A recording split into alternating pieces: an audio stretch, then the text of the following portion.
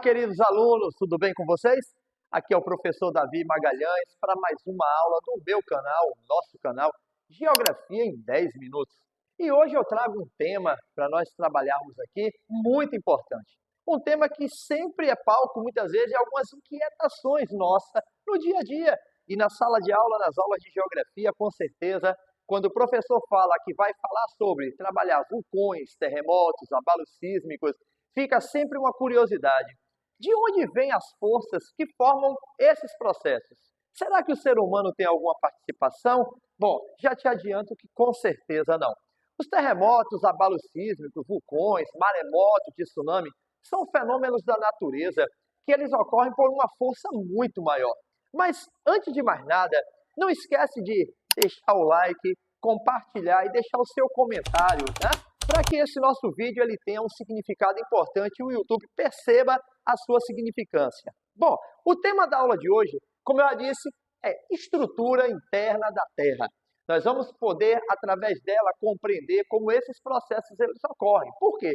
Porque tudo tem uma origem, tudo tem um ponto de partida. Então, de onde vêm essas forças que contribuem para que esses fenômenos eles aconteçam? Então, vamos lá? Bom, eu fiz aqui um esquemazinho bem bacana, tenho certeza que você vai se apaixonar. Está aqui a nossa Terra internamente. Então, eu tenho aqui ela dividida praticamente em 3 camadas. Aqui eu tenho a camada de número 1, que nós chamamos ela simplesmente de núcleo, é onde todo o processo ele acontece, ele inicia. Temos aqui uma outra camada, que é a camada de número 2, que é aqui representada no desenho, é o manto. E aí, por fim, a camada de número 3, que é a crosta terrestre. Olha a dica, é a camada em que nós habitamos, é onde plantamos, é onde vivemos, é onde construímos, ou seja, é a camada superficial da Terra. Bom, mas o que a gente precisa entender para a gente começar a discussão aqui? Primeiro ponto importante, o núcleo. Verifique que o núcleo ele sofre subdivisão. Como eu já disse, ele é chamado de camada central ou simplesmente conhecido como barisfera. Verifique que o núcleo ele fica no centro. Veja também que o núcleo, as temperaturas são elevadíssimas. Perceba, toda vez que nós saímos do centro da Terra com direção à superfície, a tendência é que a temperatura ela diminua. Não só diminui a temperatura, como também diminui a pressão. Se eu fizer um processo contrário, ao deslocarmos da crosta terrestre até o núcleo, você vai ver que a pressão e a temperatura são muito elevadas, tá? Bom, outra coisa que eu quero chamar a atenção a vocês é que, além do núcleo ser dividido, a gente vai perceber a forma como o magma ele se apresenta nessas camadas. Vai uma dica aqui muito importante. Nós só temos o magma solidificado em 2 camadas aqui. Uma seria o núcleo interno, é onde o magma está solidificado devido à alta temperatura e pressão. E o outro seria o magma na crosta terrestre, ok? Outro detalhe importante, o núcleo interno, como é que o magma ele se apresenta? Ele está em estado sólido, como eu acabei de mencionar. No núcleo externo, ele já está de forma mais pastosa. Bom, outro detalhe que chama a atenção, segundo os cientistas, os elementos químicos mais predominantes no núcleo é o níquel e o ferro. Por isso ele é representado pela sigla NiF, tá? Memoriza isso, é muito importante. Bom, outro detalhe que chama a atenção também é o manto. O manto é apelidado também de camada intermediária, ou simplesmente conhecido como pirosfera. Essa camada, ela é muito importante para a gente, que é o que eu vou explicar agora. Vem comigo, olha só. No manto inferior, o magma ainda está em estado pastoso. Verifique que apresentando praticamente a mesma fluidez do magma no núcleo externo. Mas o que chama a atenção é o magma no manto superior. Verifique que ele agora já está mais em estado fluido, mais líquido. E outro detalhe que eu quero chamar a atenção aqui no desenho, olha só. As pressões emanam da Terra do centro para a superfície, né? Já percebeu, por exemplo, que quando você coloca uma panela com água no fogo e acende o fogo, quando ela atinge 100 graus Celsius, que é o ponto máximo de ebulição, verifique que as bolhas que estão embaixo, elas sobem e tendem a eclodir em cima. É justamente isso. É muito parecido com o que acontece no interior da Terra.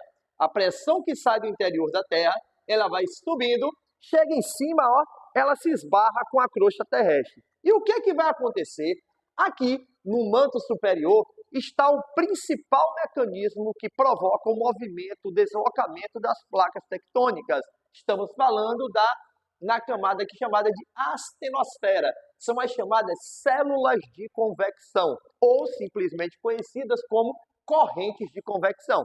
Elas estão por todo o manto superior, descrevem um movimento circular, giratório, e ela tem um papel determinante que é de promover o movimento, o deslocamento das placas tectônicas. Isso aí é um tema que a gente vai abordar numa outra videoaula. Bom, outro detalhe que a gente pode entender aqui é justamente a crosta terrestre. É a camada mais fina que existe na Terra. Ela é também conhecida como litosfera, como eu já disse, é onde plantamos, é onde vivemos, é onde habitamos. Ela também é constituída por dois elementos químicos bastante encontrados na superfície da Terra, que é o silício e o alumínio. E outro detalhe, quem acha que a crosta terrestre ela é contínua, está totalmente enganado. Ela está fragmentada em pedaços, e esses pedaços, que têm vários tamanhos, eles vão compor como se fosse um grande quebra-cabeça, que a gente chama isso de placas tectônicas, ok? Espero que você tenha gostado da nossa aula, não deixe de compartilhar, valeu? E para fechar, só uma dica importante. A crosta terrestre ela não é contínua, já falei, ela está fragmentada em pedaços. Só que ela também apresenta espessuras que vão variar. Percebemos, por exemplo, que a placa que forma o assoalho oceânico, a parte da crosta terrestre que forma o assoalho oceânico, ela é mais fina, ela é pouco espessa. E a parte da crosta que compreende os continentes, ela já é mais espessa. Tá, Davi? Sim. E aí, o que isso tem a ver? É aí onde a gente vai entender que os próprios cientistas, os geofísicos, eles afirmam que 80% dos vulcões ativos do planeta estão no fundo do mar.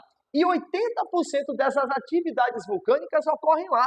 Justamente por quê? Porque a placa é mais fina. Então, um momento que o magma se esbarra no manto superior, na crosta, a tendência é que provoque fissuras, aberturas, e vão constituir as chamadas fendas oceânicas. Como exemplo disso, a gente tem a cadeia meso-oceânica, que divide, foi fundamental para separar a placa sul-americana da placa africana há 250 milhões de anos atrás. Valeu?